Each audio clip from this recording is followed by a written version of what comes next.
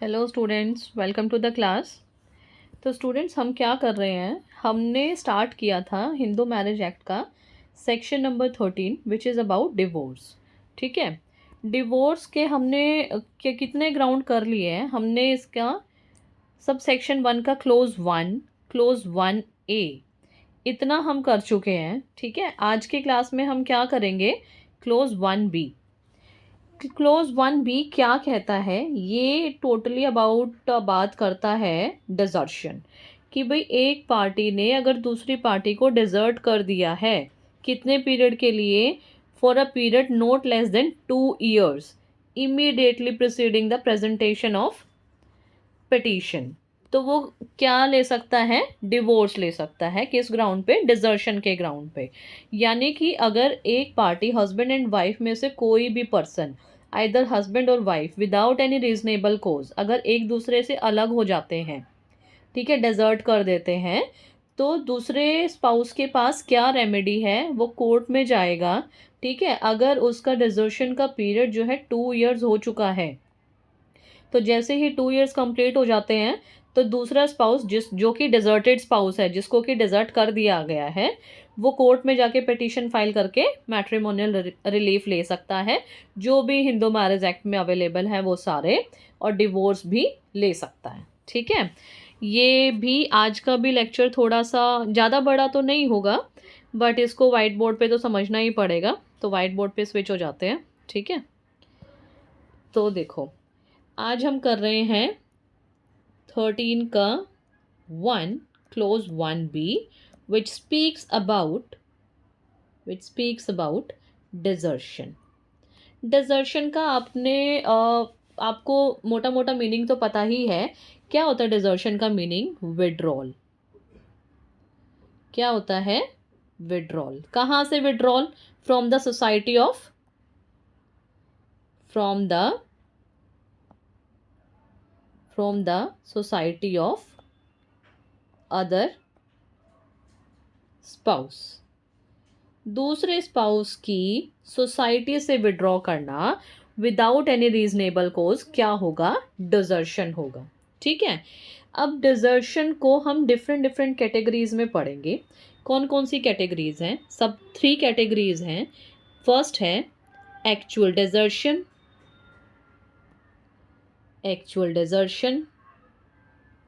Second is constructive desertion,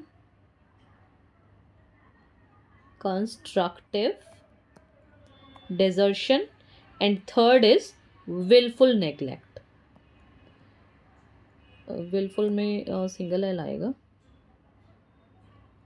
wilful neglect. ये 3 categories हैं जो कि डिजर्शन को ही डिफाइन करती है कहीं ना कहीं। ठीक है। तो हम एक्चुअल डिजर्शन से स्टार्ट करते हैं। देखो, एक्चुअल डिजर्शन नाम से ही पता चल रहा होगा कि कोई चीज़ इन रियल हुई है। ठीक है। कोई चीज़ विजिबल है, कोई थर्ड पर्सन भी देख के कह सकता है कि हाँ, ये चीज़ एक्चुअल में हुई है, वो चीज़ मतलब हो चुकी है। ठीक है। कंस्ट्रक्टिव का क्या मीनिंग है? जो चीज़ें फील होती हैं, कि भाई जिन्हें सिर्फ वो पर्सन फील कर सकते हैं जो आपस में एक दूसरे के साथ रह रहे हैं। ठीक है। उसे थर्ड पर्सन प्रूव नहीं कर सकता कि भाई हाँ, I have seen that person deserting each other. No, only those person who are living together, only they can prove this constructive desertion. ठीक है। विलफुल नेग्लेक्ट अगेन टर्म से ही क्लियर है कि भाई किसी एक स्पाउस ने दूसरे स्पाउस को विलफुली नेग्लेक्ट कर दिया है। ठीक है। इनकी एक्सप्लेनेशन पढ़ेंगे। स्टार्ट करते हैं एक्चुअल डिजर्शन से। देखो, एक्चुअल डिजर्शन के भी डिफरेंट डिफरेंट एलिमेंट्स हैं। इसके कितने एलिमेंट्स हैं एक्चुअल डिजर्शन के? टोटल 5 एलिमेंट्स हैं। ठीक है। नंबर 1, एक्चुअल डिजर्शन में सबसे पहले तो क्या होना चाहिए? Wait a minute. Actual desertion में फर्स्ट ऑफ ऑल होना चाहिए फैक्टम ऑफ सेपरेशन। ये इसका फर्स्ट एलिमेंट है एक्चुअल डिजर्शन का। Second element is animus deserendi, DESER DENDI, animus deserdendi, which means intention to desert. ठीक है.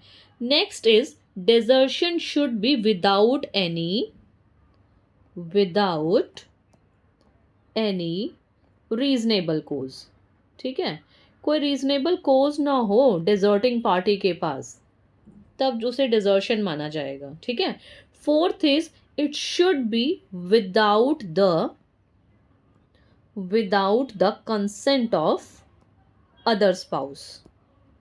Without the consent of other spouse. ठीक है. नेक्स्ट इज डिजर्शन की पिटीशन कब फाइल होगी, मतलब डिजर्शन की पिटीशन नहीं, डिजर्शन को ग्राउंड बना के कोई भी मैट्रिमोनियल रिलीफ लेने की पिटीशन कब फाइल होगी, जब उसका स्टैट्यूटरी पीरियड, हमने अभी एक्ट से पढ़ा था कि भी प्रेजेंटेशन ऑफ पिटीशन से पहले कितना पीरियड इलैप्स हो जाना चाहिए, 2 years का. ठीक है. तो स्टैट्यूटरी पीरियड कितना दिया गया है, statutory period of 2 years must have been run out before a petition is presented. ठीक है. एक्चुअल डिजर्शन के ये हमने 5 एलिमेंट्स पढ़े हैं. Factum of separation, animus deserendi, that is intention to desert, without any reasonable cause, without the consent of other spouse, and a statutory period of 2 years must have run out before a petition is presented. ठीक है. तो देखो, हम अभी इनको हम पढ़ेंगे, तो मैं बता दूं आपको कि कभी भी ना ये दोनों पॉइंट्स, फर्स्ट और सेकंड जो एलिमेंट है, ये अलग अलग नहीं पढ़े जाते, इनको हम इकट्ठे ही स्टडी करते हैं. ठीक है. तो हम कैसे पढ़ेंगे, देखो इकट्ठा ही स्टडी होता है. फैक्टम ऑफ सेपरेशन और इंटेंशन टू डेजर्ट. देखो, एक्चुअल डिजर्शन में ये ज़रूरी है कि जो रेस्पोंडेंट है ना, रेस्पोंडेंट ने respondent must have forsaken or abandoned the matrimonial home. ठीक है. एक्चुअल डिजर्शन में बहुत ज़्यादा ज़रूरी है कि रेस्पोंडेंट ने जो है अपने पिटिशनर, रेस्पोंडेंट कोई भी हो सकता है, हस्बैंड वाइफ, पिटिशनर अगर रेस्पोंडेंट हस्बैंड है तो पिटिशनर वाइफ हो जाएगी, रेस्पोंडेंट वाइफ है तो पिटिशनर हस्बैंड हो जाएगा. मतलब कि उन्होंने एक्चुअल डिजर्शन में मैट्रिमोनियल होम को छोड़ दिया हो. जो फैक्टम ऑफ सेपरेशन है ना, वो यही कह रहा है कि वो सेपरेट हो गए हो. ठीक है. और उसके साथ, सेपरेशन के साथ साथ उनकी इंटेंशन भी हो कि इनको वापस दोबारा से उनकी कंपनी को ज्वाइन नहीं करना है. ठीक है. फैक्टम ऑफ सेपरेशन के साथ हमेशा इंटेंशन का होना ज़रूरी है. अब देखो, कुछ हम ऐसे एग्जाम्पल करेंगे जिनमें फैक्टम ऑफ सेपरेशन है बट इंटेंशन नहीं है. क्या वो डिजर्शन होगा? वो डिजर्शन नहीं होगा. और कुछ ऐसे एग्जाम्पल होंगे जिसमें इंटेंशन तो है बट फैक्टम ऑफ सेपरेशन नहीं है, तो उस केस में भी डिजर्शन नहीं होगा. यानी कि पिटिशनर को पिटीशन फाइल करने के बाद इन दोनों का प्रूव करना बहुत ज़्यादा ज़रूरी है, अदरवाइज उसकी पिटीशन जो है मेंटेनेबल नहीं है. अगर जो उसने डिसमिस हो जाएगी, उसकी पिटीशन डिसमिस हो जाएगी. ठीक है ना. अगर जो वो प्रूव करता है फैक्टम ऑफ सेपरेशन, उसने प्रूव कर दिया बट उसने इंटेंशन प्रूव नहीं करी, उसकी पिटीशन डिसमिस, उसको कोई रिलीफ नहीं मिलेगा. ठीक है. एग्जाम्पल देख लेते हैं. देखो, एक स्पाउस है, देखो ए और बी है, they are husband and wife. Supposingly B is husband. Husband जो है ये क्या करता है, डेली वाइफ को बोलता है कि मैं कल से घर नहीं आऊँगा, मैं तुझे छोड़ के चला जाऊँगा, मैं रहना ही नहीं चाहता हूँ तेरे साथ, मुझे तेरी कंपनी अच्छी ही नहीं लगती है. ठीक है. तो यहाँ पर जो बी है इसने क्या है, अपनी इंटेंशन तो बना ली है, उसकी इंटेंशन फॉर्म हो चुकी है कि उसे जो है ए के साथ नहीं रहना. बट वो क्या करता है, every day he is coming home and he is residing with A every day. ठीक है. वो इंटेंशन बना ली है उसने, डेली उसे कहता है कि भाई मैं नहीं रहना चाहता यहाँ, बट डेली वो उसी घर में वापस आता है जहाँ पर ए रहती है, जहाँ ए रिजाइड कर रही है। ठीक है, तो क्या ये डेजर्शन है? ये डेजर्शन नहीं है। क्यों नहीं है? क्योंकि यहाँ पर इंटेंशन तो थी कि भाई हाँ मुझे नहीं रहना आपके साथ, बट फैक्टम ऑफ सेपरेशन की एब्सेंस है। ठीक है, इसमें सेपरेशन नहीं हुआ, इसको डेजर्शन नहीं मानेंगे। ठीक है, क्योंकि जो उसकी जो इंटेंशन थी ना, that has not been translated into action and he continues to live in the matrimonial home with the other spouse, तो हम इसको डिजर्शन नहीं कहेंगे। ठीक है, अच्छा ऐसा होता है, मान लो ए और बी का ही एग्जाम्पल ले लेते हैं। ठीक है, बी हस्बैंड है, या कोई भी हो सकता है, वैसे तो स्पाउस कोई भी हो सकता है, हस्बैंड या वाइफ, इनमें से कोई भी, सपोजिंगली बी को अभी वाइफ बोल लेते हैं, और इसने क्या किया है, मैट्रिमोनियल होम को लीव किया है on account of business, on account of business, study और समथिंग एल्स। ठीक है, कोई भी रीज़न हो सकता है, एक उसके पास रीजनेबल ग्राउंड है मैट्रिमोनियल होम को छोड़ के जाने का। ठीक है, कहीं अदर प्लेस पर चला गया है ये स्पाउस कुछ पीरियड के लिए, और उन क्या इंटेंशन है, इंटेंशन क्या थी इसकी जब इन्होंने ये छोड़ा, मैट्रिमोनियल होम छोड़ा, कि भाई मेरी इंटेंशन ये है कि भाई मैं अपना बिजनेस या फिर मैं स्टडी या फिर जिस रीज़न से वो जा रहा है उसको मैं पूरा करके ही वापस आऊँगा। ठीक है, उसकी क्या इंटेंशन है कि मैं अपना बिजनेस, स्टडी और जिस काम के लिए मैं जा रहा हूँ उसे मैं पूरा करके ही वापस आऊँगा, ये उसकी इंटेंशन है। तो यहाँ पर क्या है इसकी, एनिमस डेजर्टेंडी है, इंटेंशन टू डेजर्ट है? इंटेंशन टू डेजर्ट नहीं है, हालांकि फैक्टम ऑफ सेपरेशन है। देखो वो चला गया, स्पाउस चला गया मैट्रिमोनियल होम से, बट क्या इंटेंशन के साथ गया कि भाई after completion of this work I will come back, तो उसकी इंटेंशन नहीं है डेजर्ट करने की। However there is factum of separation, वो अलग तो हुए हैं बट इस इंटेंशन के साथ अलग नहीं हुए हैं कि भाई उनको एक स्पाउस डिजर्टिंग स्पाउस बन गया और दूसरा डिजर्टेड बन गया। No, it's not like that. ठीक है, अच्छा अगर ऐसा हो जाए कि वो स्पाउस जो गया है छोड़ के वो इल हो जाता है, या फिर उसको जो है उसका बिजनेस कंप्लीट नहीं होता है, स्टडी कंप्लीट नहीं हो पा रही है, या for any reason he is stuck there, he और she is stuck there, can can now we say that he has deserted the other spouse?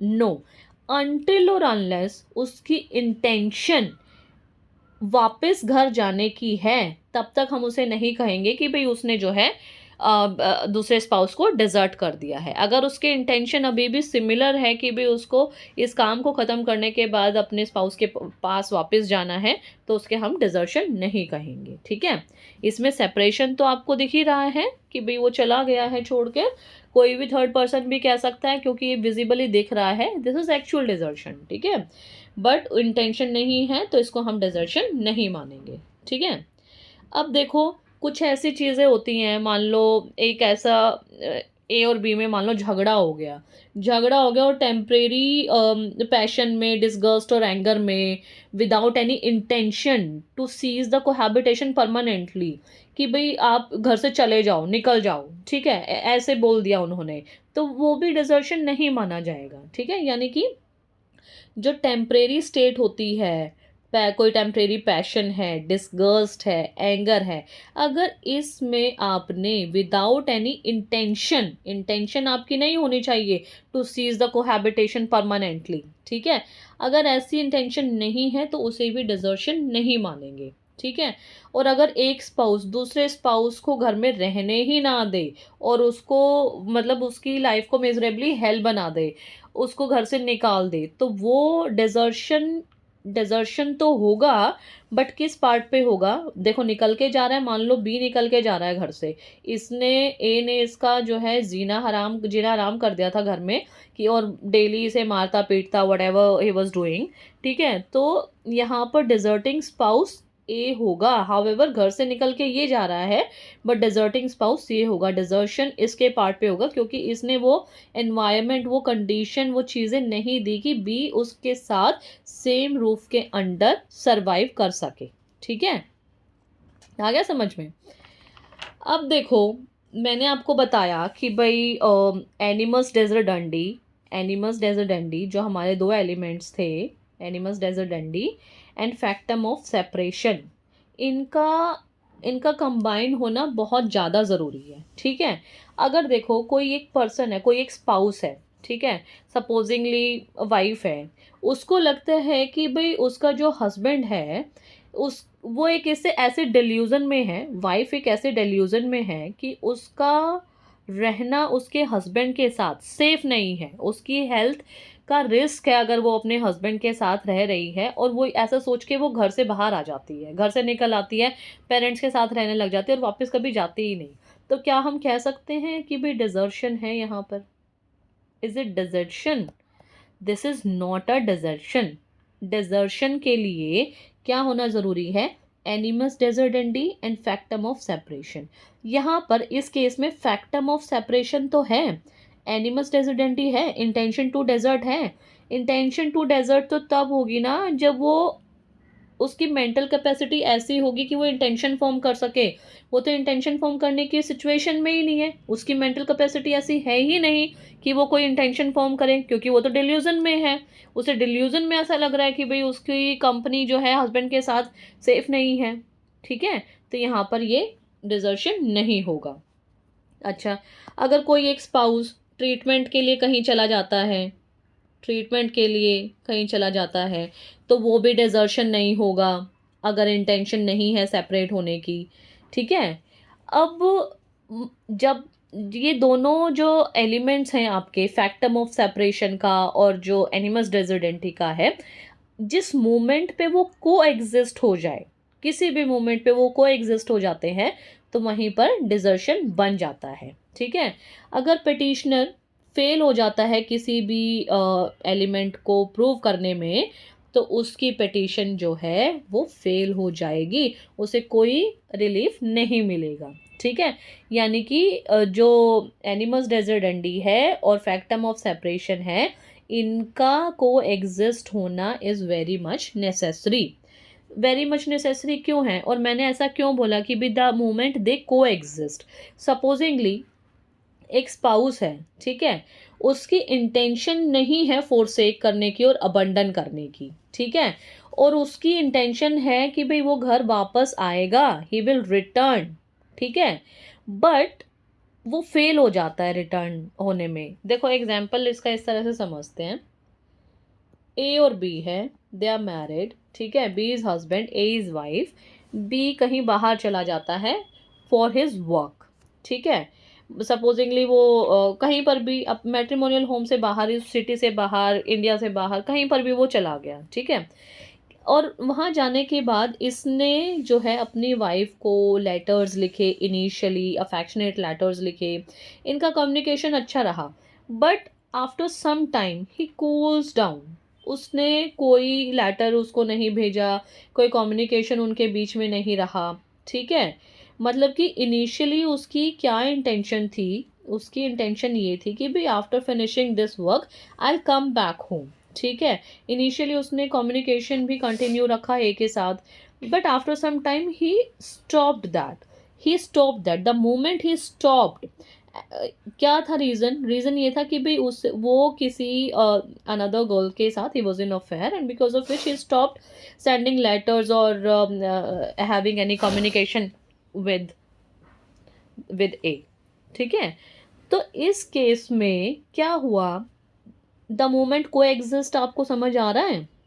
The moment को एग्जिस्ट, फैक्टम ऑफ सेपरेशन तो starting से ही है, बट इंटेंशन नहीं थी, एनिमस डेजिडेंडी नहीं था, but इस मोमेंट पे जहां पर उसने स्टॉप कर दिया उसको लेटर भेजना अपनी वाइफ को, किस वजह से? किसी दूसरी लड़की की वजह से, ठीक है। तो यहाँ पर इंटेंशन आ गई ना उसकी, फैक्टम ऑफ सेपरेशन के साथ इंटेंशन ज्वाइन हो गई, तो यहीं पर डिजर्शन हो गया। यहीं पर क्या हो गया? डिजर्शन हो गया। जब तक उसकी इंटेंशन थी रिटर्न आने की, तब तक डिजर्शन नहीं था, बट जैसे ही उसकी इंटेंशन चेंज हुई कि भाई मुझे अभी घर नहीं जाना है फॉर वॉट एवर रीज़न, तो वहाँ पर डिजर्शन हो जाता है। तो यहाँ पर ये को एग्जिस्ट हुए, कौन क्या को एग्जिस्ट हुए? दो elements, first two elements of actual desertion, ठीक है। अब देखो इसका एक बहुत ही इम्पॉर्टेंट केस है जो कि आज के लेक्चर में आपको बार बार सुनने को मिलेगा। केस का नाम लिखो, Bipin Bipin BIPIN, Bipin Chandra versus Prabhavati, PRABHAVATI,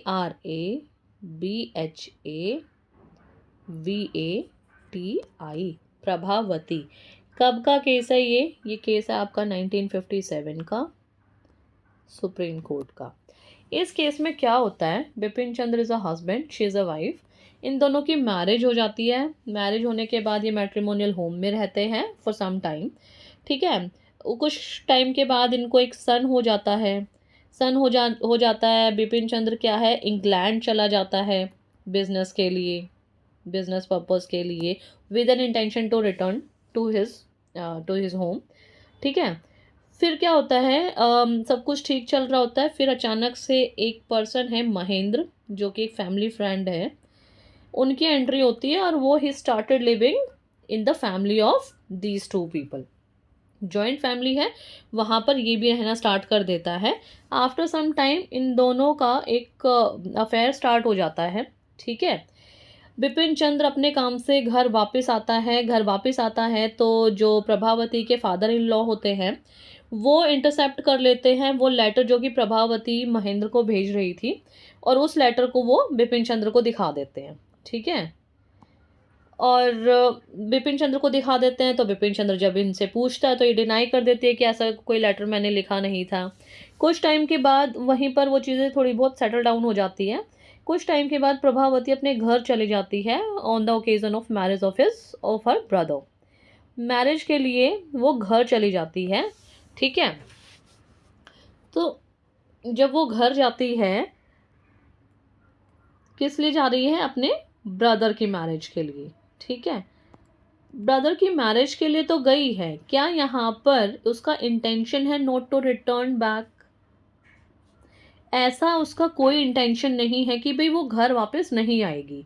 but घर जाने के बाद क्या होता है, ब्रदर की मैरिज भी हो जाती है, सारे काम हो जाते हैं, but still she is staying there at her parental home, she is staying there, ठीक है। तो मीनवाइल बिपिन चंद्र क्या करता है, अपने सॉलिसिटर के थ्रू एक लेटर भेजता है प्रभावती को कि भाई आपका ऐसे ऐसे महेंद्र के साथ यू वर इन रिलेशन और आपको यहाँ आने की ज़रूरत नहीं है, बट चाइल्ड को आप मेरे पास भेज दो, ठीक है।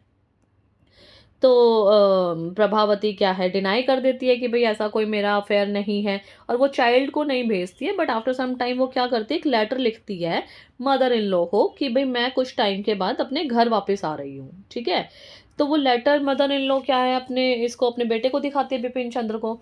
तो बिपिन चंद्र क्या करता है, उस लेटर को पढ़ने के बाद एक दूसरा टेलीग्राम अपने सॉलिसिटर के थ्रू भेज देता है प्रभावती के घर पे कि must not send Prabha, must not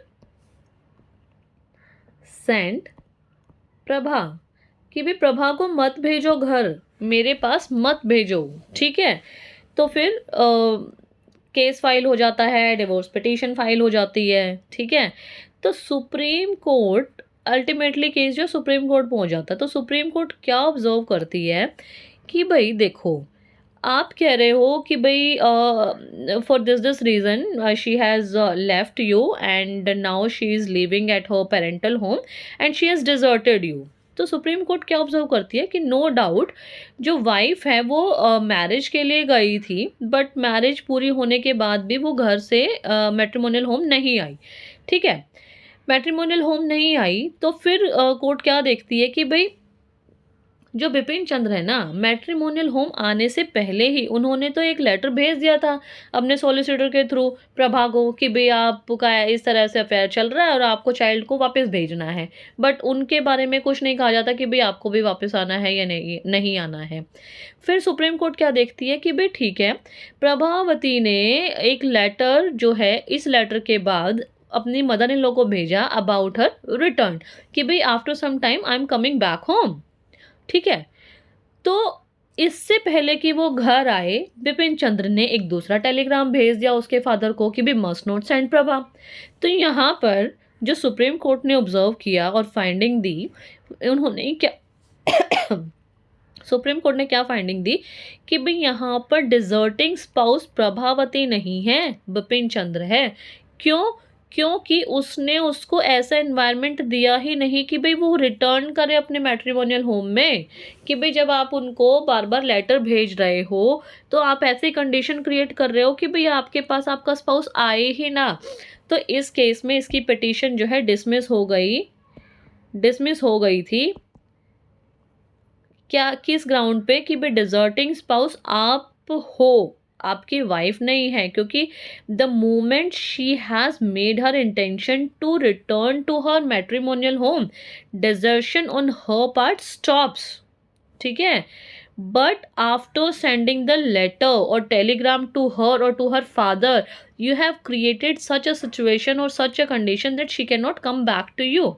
So you are the deserting spouse, so the matrimonial relief is not granting to you and your petition is dismissed.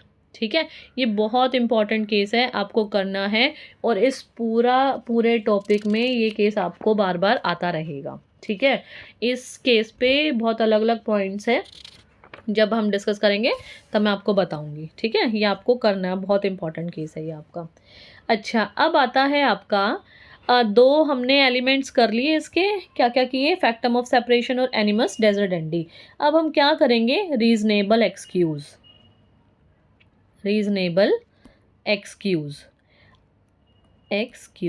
ठीक है, देखो A and B husband and wife है। ठीक है, B is wife, A is husband. ठीक है, B जो है मैट्रिमोनियल होम से चली जाती है विदाउट एनी रीजनेबल एक्सक्यूज़, कोई रीजनेबल कॉज नहीं है उसके पास उसको छोड़ने का। ठीक है, बस मन में आया कि भाई मुझे इसके साथ नहीं रहना है तो नहीं रहना है, और घर छोड़कर आ गई, और दोबारा से हस्बैंड जो है ट्राई कर रहा है, फ़ोन कर रहा है, मैसेजेस भेज रहा है, मतलब कम्युनिकेशन करने की ट्राई कर रहा है और लेने भी जाता है, बट वाइफ रिटर्न नहीं आती है। ठीक है, तो यहाँ पर क्या है, ये डिजर्शन होगा किसके पार्ट पर? वाइफ के पार्ट पर। कि भाई डिजर्शन क्यों हुआ? क्योंकि कोई रीजनेबल कॉज ही नहीं था। भाई आप रीज़न तो दो, क्यों आपने स्पाउस को डिजर्ट कर दिया? मैरिज हुई है तो मैरिज के ऑब्लिगेशन को फुलफिल करो। ये नहीं है कि भाई आज मैरिज हो गई, कल को आप अपने स्पाउस को छोड़कर चले गए। You should have a valid reason to leave your spouse. ठीक है, the moment she has a valid reason to desert her spouse, that will not be the desertion. Desertion के लिए रीजनेबल कोज का ना होना ज़रूरी है, यानी कि डिजर्शन तभी माना जाएगा जब आपके पास रीजनेबल कोज नहीं है। अगर आपके पास रीजनेबल कोज है अपने स्पाउस से अलग होने का तो वो डिजर्शन नहीं होगा। लेट्स से दूसरा स्पाउस अडल्ट्री कोज कर देता है। ठीक है, अडल्ट्री कोज करता है, क्रुएलिटी कोज करता है। ठीक है, जिसकी वजह से ये ना तो कोई भी रीजनेबल पर्सन के लिए एक्सपेक्ट ही नहीं कर सकता, रीजनेबल पर्सन की भी मैं ऐसे पर्सन के साथ रहूं जो इस तरह की कंडीशन में है, अडल्ट्री कर रहा है या फिर क्रुएलिटी करता है डेली। यानी कि बी के पास अब एक रीजनेबल वैलिड ग्राउंड है कि भाई मैं इसके साथ नहीं रह पाऊंगी, या फिर कोई भी रीजनेबल पर्सन नहीं रह सकता ऐसे पर्सन के साथ। तो now that is not a desertion. But at the same time अगर ये चीज़ें नहीं होती, एक हेल्दी रिलेशनशिप होता, बट फॉर नो रीज़न ये घर से चली आई है या फिर हस्बैंड चला गया है फॉर नो रीज़न, तो that would be a desertion. ठीक है, नेक्स्ट एलिमेंट है without the consent of other party. अब देखो ए और बी हस्बैंड एंड वाइफ है। ठीक है, अब ए को निकाल देता है घर से, बार बार हम बी को ही निकाल रहे हैं। देखो ए घर से निकल आया, अगर मान लो ए ने बी को बताया कि भाई मैं जा रहा हूँ और मैं नहीं आऊँगा या मैं नहीं आऊँगी, तो that will not be the desertion. क्यों नहीं होगा? क्योंकि इसमें दोनों की कंसेंट है कि भाई ठीक है हम अलग अलग रह लेंगे, क्योंकि इसने इसको बताया है और इसने भी अपनी कंसेंट दी है कि हाँ ठीक है तुम रह लो। यानी कि अगर सेपरेशन एग्रीमेंट पार्टीज कर लेती है, या फिर mutually if they are living separate, तो that will not be the desertion. Desertion तभी होगा जब एक पार्टी की कंसेंट नहीं होगी, तभी उसको डिजर्शन कहेंगे। अगर दोनों पार्टी आपस में कंसेंट करके अलग रह रही हैं तो that will not be the desertion. ठीक है, अब देखो जैसे बिपिन चंद्र वर्सेस प्रभा में क्या हुआ था, during the period when wife was living away from the husband. जब वाइफ हस्बैंड से अलग रह रही थी, अपने घर पे थी, अपने ब्रदर की मैरिज में आई थी, तो हस्बैंड ने टेलीग्राम सेंड करके कि B must not send Prabha to wife father, अपनी विश को एक्सप्रेस किया था कि भाई वाइफ को जो है उससे अलग ही रहना होगा। अब वो उसकी कंपनी को ज्वाइन ना करे, यानी कि उसने अपनी कंसेंट दिखा दी। उसने क्या कंसेंट दिखाई कि भाई मैं इसको अब नहीं रखना चाहता, ये मेरे साथ नहीं रहेगी, ठीक है, उसको सेपरेट ही रहने दो। ठीक ठीक है, तो यानी कि उसने अपना तो बता दिया, हस्बैंड ने अपनी तो बता दी इंटेंशन की क्या है, बट बी की तो कंसेंट ली नहीं ना, प्रभा की तो कंसेंट नहीं ली।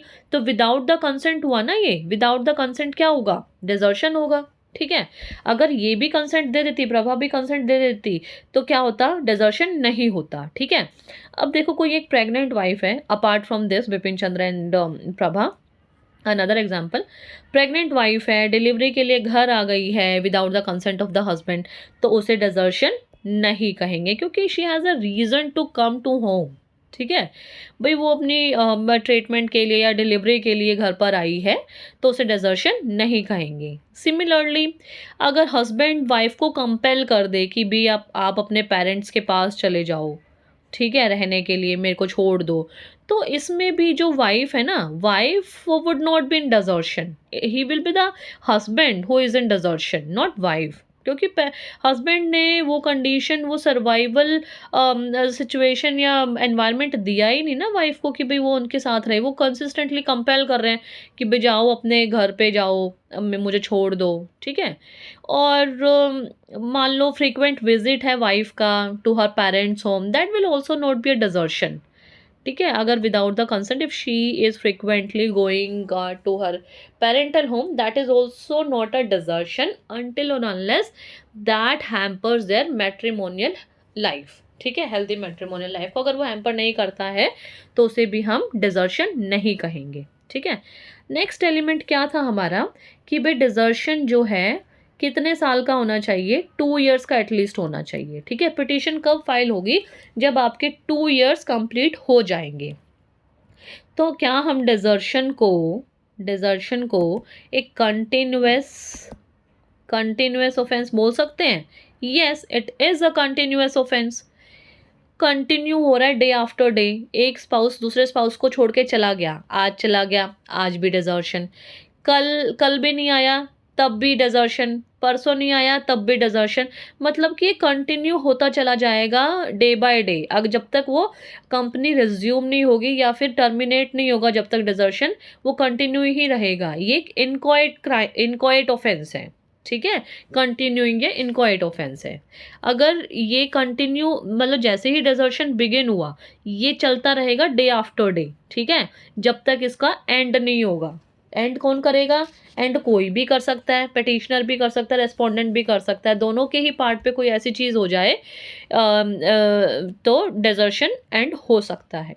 ठीक है, अब देखो, और ये डिजर्शन जो है ये कंप्लीट कंटिन्यूअस ऑफेंस है, ये कंप्लीट कब होगा? ये कंप्लीट तब होगा जब डेजर्टेड स्पाउस पिटीशन फाइल कर दे कोर्ट में for the matrimonial relief on the ground of desertion, तब ये डेजर्शन जो है कंप्लीट मान लिया जाएगा।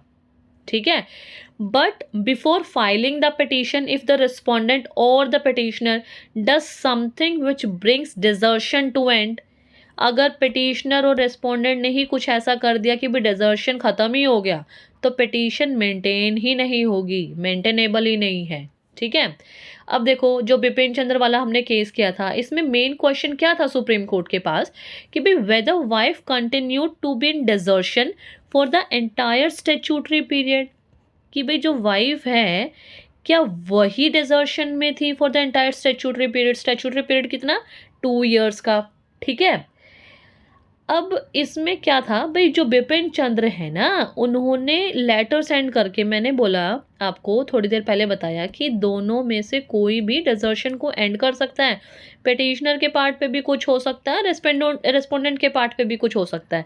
तो इस केस में, बिपिन चंद्र वाले केस में हस्बैंड था, बिपिन था क्या, पिटिशनर, तो उन्होंने टेलीग्राम सेंड करके अपने सॉलिसिटर के थ्रू प्रिवेंट किया वाइफ को कि वो उसको ज्वाइन ही ना करे। यानी कि अगर इनिशियली हम कहें कि वाइफ एक डिजर्टिंग पार्टी थी, तो इन्होंने पिटिशनर ने टेलीग्राम सेंड करके उसका जो डिजर्शन है वो ख़त्म कर दिया वहीं पर, और खुद एक डिजर्टिंग पार्टी बन गए। क्योंकि जो वाइफ थी उन्होंने इस लेटर टेलीग्राम सेंड करने से पहले एक लेटर मदर इन लॉ को भेजा था कि भाई मैं इनकी कंपनी को ज्वाइन कर रही हूँ in with in few days. ठीक है, तो इन्होंने प्रिवेंट किया था अपनी वाइफ को ज्वाइन होने से। ठीक है, तो एक्चुअल डिजर्शन के आई गेस आपको पॉइंट समझ में आ गए होंगे। 5 इसके एलिमेंट्स थे वो हमने कर लिए हैं। कौन कौन से थे? Factum of separation, animus deserendi, without any reasonable cause, without the consent of other party, and the last one is statutory period of 2 years। ठीक है, ये आपके 5 एलिमेंट्स हैं एक्चुअल डिजर्शन के, ये आपको पता होना चाहिए। अब हम अपनी सेकेंड कैटेगरी पढ़ते हैं, कंस्ट्रक्टिव डिजर्शन। क्या पढ़ते हैं? Constructive desertion. कंस्ट्रक्टिव डिजर्शन में क्या होगा? देखो, डिजर्शन सिर्फ विड्रॉल फ्रॉम अ प्लेस नहीं होता, but withdrawal from state of things भी होता है।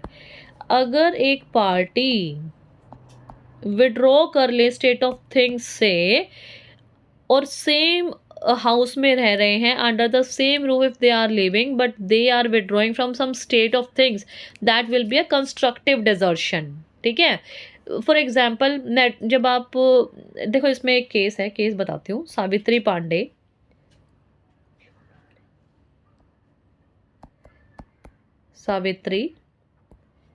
पांडे वर्सेस प्रेमचंद पांडे। कब का केस है ये? आपका 2002 का है, सुप्रीम कोर्ट का केस है। देखो, जब दो पार्टीज आपस में रहते हैं, हस्बैंड एंड वाइफ है, मैरिज हुई है उनकी, तो उनके ना कुछ ऑब्लिगेशन होते हैं, मैट्रिमोनियल ऑब्लिगेशन होते हैं जो उनको फुलफिल करने होते हैं एक दूसरे के टूवर्ड्स। ठीक है, बट अगर पार्टी उसी से ही विड्रॉ कर ले, ठीक है, सेम रूफ में रह रही है बट अपने मैट्रिमोनियल ऑब्लिगेशन को फुलफिल नहीं कर रही है, तो वो एक कंस्ट्रक्टिव डिजर्शन होगा। ठीक है, जैसे कि मान लो एक स्पाउस ने इस तरह की सिचुएशन बना दी, या फिर इस तरह से उसका कंडक्ट है कि वो दूसरे स्पाउस को कंपेल कर रहा है कि भाई आप मैट्रिमोनियल होम छोड़कर चले जाओ। ठीक है, मैट्रिमोनियल होम छोड़ के चले जाओ, और इतना फोर्स कर दिया कि भाई वो चला ही गया, तो कौन है इसमें डिजर्टर? इसमें डिजर्टर होगा जो स्पाउस कंपेल कर रहा है उसको। ठीक है, कंस्ट्रक्टिव डिजर्शन में देखो, हस्बैंड एंड वाइफ रह रहे हैं इकट्ठे, ठीक है, बट सपोजिंगली हस्बैंड जो है इस तरह की कंडीशन क्रिएट कर देता है, वो अपनी वाइफ से बात नहीं करता, या फिर उसको बोलता है कि भाई आगे से हम आपस में बातचीत नहीं करेंगे। ठीक है, आपस में मिलेंगे नहीं, एक दूसरे की कंपनी में बाहर नहीं जाएंगे, या फिर हम जब भी मिलेंगे या फिर जब भी नेसेसरी होगा हम सिर्फ बच्चों की बात करेंगे। तो इस कंडीशन में, सिचुएशन में वाइफ के पास ऑप्शन क्या है? इसके पास 2 ऑप्शन है, या तो मैट्रिमोनियल होम को छोड़ के अपने घर आ जाए, या फिर जहाँ भी उसको सूटेबल लगता है वो वहाँ रहे, या फिर बच्चों के लिए, या फिर उसके पास अगर कोई और जगह नहीं है रहने की, तो वो वहीं पर ही रहे, वहीं सेम रूफ में ही रहे। ठीक है, तो यहाँ पर इसकी जो मैट्रिमोनियल ऑब्लिगेशन थी हस्बैंड की, क्या वो फुलफिल कर रहा है? वो फुलफिल नहीं कर रहा, तो इसे हम क्या कहेंगे?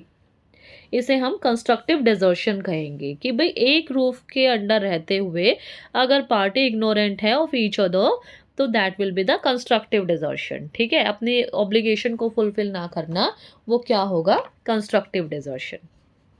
अब आता है हमारा विलफुल नेग्लेक्ट। विलफुल नेग्लेक्ट और जो हमारा कंस्ट्रक्टिव डिजर्शन है, ये ऑलमोस्ट सिमिलर ही है। ठीक है, जो आपका विलफुल नेग्लेक्ट है, it is design to cover the constructive desertion. इसको डिज़ाइन ही इसीलिए किया गया है कि भाई ये कंस्ट्रक्टिव डिजर्शन को सप्लीमेंट कर सके। ठीक है, अब देखो इसमें क्या है कि भाई अगर एक पार्टी विलफुली नेग्लेक्ट कर रही है, ए और बी हस्बैंड एंड वाइफ हैं, इनमें से कोई भी एक स्पाउस अपने दूसरे स्पाउस को विलफुली नेग्लेक्ट कर रहा है, तो that will also a desertion. ठीक है, किस तरह से नेग्लेक्ट कर रहा है कि भाई नेग्लेक्ट करे जा रहा है और डेजर्ट भी नहीं कर रहा, ठीक है। यानी कि वही सेम रूफ का एग्जाम्पल है कि भाई डेजर्ट भी नहीं कर रहा, सेम रूफ के नीचे भी रह रहा है, बट इस तरह से नेग्लेक्ट कर रहा है कि भाई कोई भी अपना जो ऑब्लिगेशन उसको फुलफिल नहीं कर रहा है, तो वो क्या होगा, वो भी एक डिजर्शन ही होगा। जैसे मान लो हमारे मैट्रिमोनियल ऑब्लिगेशंस तो बहुत सारे होते हैं, तो is it necessary to fulfil every matrimonial obligation? No, हर मैट्रिमोनियल ऑब्लिगेशन को फुलफिल करना इज नॉट मैंडेटरी। अगर कुछ नहीं भी होती है, मान लो if there is a failure to discharge और omission to discharge every marital obligation, that will not amount to wilful neglect, ठीक है। बहुत सारी चीज़ें ऐसी होती हैं जो रह जाती हैं, तो उसे हम नेग्लेक्ट नहीं कहेंगे। बट कुछ बेसिक जो है, बेसिक मैरिटल ऑब्लिगेशंस होती हैं, जैसे कि एक दूसरे की कंपनी में रहना, मतलब एक दूसरे को कंपनी देना, ठीक है। मैरिटल इंटरकोर्स, जो कि मैरिज का एक बेसिक और बहुत ही इंपॉर्टेंट इंग्रेडिएंट है, कोई भी मैरिज का बेस ही है ये तो, ठीक है। और अगर मेंटेनेंस नहीं मिलता, ठीक है, ये होती है विलफुल नेग्लेक्ट। क्या होती है कि भाई आपने डिनायल कर दिया कंपनी की भी, मैं अपनी कंपनी नहीं दे सकता या दे सकती, आपको डिनायल ऑफ कंपनी, ठीक है, denial of matrimonial intercourse, denial to provide maintenance. Maintenance किसी भी पार्टी को हो सकता है, वाइफ को भी हो सकता है और हस्बैंड को भी हो सकता है। ऐसी कंडीशन हो सकती है कि भाई wife is not working, husband is working, तो in that case wife will be demanding the maintenance, and if husband is not giving her the maintenance, so he is not fulfilling the basic marital obligation and he is willfully neglecting her, which is a desertion. And at the same time, if husband is not working and wife is working and she is not maintaining her husband, in that case she will be the deserter. She will be the deserter, as she is not fulfilling the basic matrimonial obligation and she is willfully neglecting her husband, ठीक है, by not providing the maintenance to him. Okay. अच्छा, अब हमने क्या क्या पढ़ा, हमने पढ़ा आपका डेजर्शन पढ़ा है हमने। डेजर्शन की 3 कैटेगरीज थी, कौन कौन सी थी? Actual desertion, constructive desertion and wilful neglect, ठीक है। इसके 5 एलिमेंट्स थे, कौन कौन से थे? फैक्टम ऑफ सेपरेशन था, एनिमस डेजर्डेंडी था, ठीक है, विदाउट द कंसेंट था, विदाउट रीजनेबल एक्सक्यूज था, और स्टैट्यूटरी पीरियड ऑफ 2 years था। तो ये सारी चीज़ें हमने कर ली। एक्चुअल डिजर्शन कर लिया विद 5 एलिमेंट्स, कंस्ट्रक्टिव डिजर्शन कर लिया और विलफुल नेग्लेक्ट कर लिया। अब हम करेंगे टर्मिनेशन। क्या करेंगे हम? टर्मिनेशन, कि भाई डिजर्शन टर्मिनेट कब होगा। इसके भी 3 पॉइंट्स हैं, अगर इन तीनों पॉइंट्स हो जाते हैं तो at the same time desertion terminate हो जाएगा। क्या होगा? सबसे पहले रिजम्पशन होगा किस चीज़ का? कोहैबिटेशन का। कोहैबिटेशन का, जो कोहैबिटेशन का रिजम्पशन है ये म्यूचुअल होना चाहिए, ठीक है। अगर मान लो एक पार्टी जो कि डिजर्टिंग स्पाउस है, अगर वो मैट्रिमोनियल होम में वापस आ जाता है without any intention to stay there, can we say that they are cohabiting with each other? No, because there is no mutual consent to stay together. उसकी इंटेंशन है ही नहीं कि वो घर में रहे परमानेंटली, ठीक है। तो यहाँ पर डिजर्शन एंड नहीं होगा जब तक कि उसकी इंटेंशन नहीं होगी घर में स्टे करने की। तो म्यूचुअल होना चाहिए, ठीक है, कि भाई उन्होंने रीजॉइन कर लिया। सेकेंड आता है आपका रिजम्पशन ऑफ मैट्रिमोनियल इंटरकोर्स। अगर मैट्रिमोनियल इंटरकोर्स रिज्यूम हो जाता है तब भी जो है डिजर्शन एंड हो जाएगा एट द सेम टाइम। एक होता, अब आता है, हमने इसमें किया था एनिमस डेजर्डेंडी, यानी कि इंटेंशन टू डेजर्ट। एक टर्म है हमारी एनिमस रिवर्टेंडी।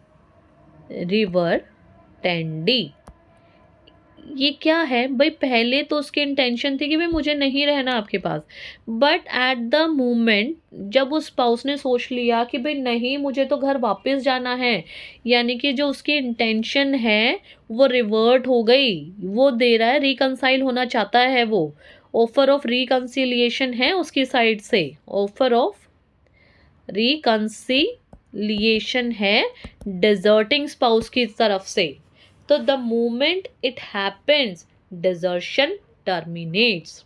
ठीक है, जैसे कि बिपिन चंद्र वर्सेस प्रभावती का हमने केस किया था, उसमें जो वाइफ थी उन्होंने मदर इन लॉ को लेटर भेजा था ना कि भाई मैं अपने मैट्रिमोनियल होम में वापस आना चाहती हूँ, बट हस्बैंड ने प्रिवेंट किया था कि भाई नहीं, must not send Prabha Telegram send करके। तो वहाँ पर जैसे ही वाइफ ने, प्रभा ने अपना जो लेटर पोस्ट किया मदर इन लॉ को to return to her home, that time she was in the state of animus revertendi, कि भाई उन्होंने, उनकी अब इंटेंशन क्या है, रीजॉइन करने की है। तो इनकी साइड से डिजर्टिंग स्पाउस की साइड से desertion at the same moment terminate हो गया। ठीक है, अब इसमें बर्डन ऑफ प्रूफ किस पे होगा? बर्डन ऑफ प्रूफ तो उसी पर ही होता है जो केस फाइल करता है, यानी कि पिटीशनर। पिटीशनर पे बर्डन ऑफ प्रूफ होगा, और ये ज़रूरी नहीं है कि वो बियॉन्ड रीजनेबल डाउट ही अपना केस प्रूव करे, वो प्रिपॉन्ड्रेंस ऑफ प्रोबेबिलिटीज़ पर भी, प्रिपॉन्ड्रेंस ऑफ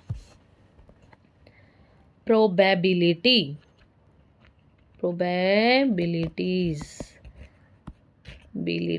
पर भी अपना केस जो है प्रूव कर सकता है। ठीक है, बियॉन्ड रीजनेबल डाउट जाने की ज़रूरत नहीं है, प्रिपॉन्डरेंस ऑफ प्रोबेबिलिटीज़ पे भी केस प्रूव हो सकता है और मैट्रिमोनियल रिलीफ लिया जा सकता है on the ground of desertion. ठीक है, तो यहाँ पर हमारा डिजर्शन जो है वो कंप्लीट हो जाता है।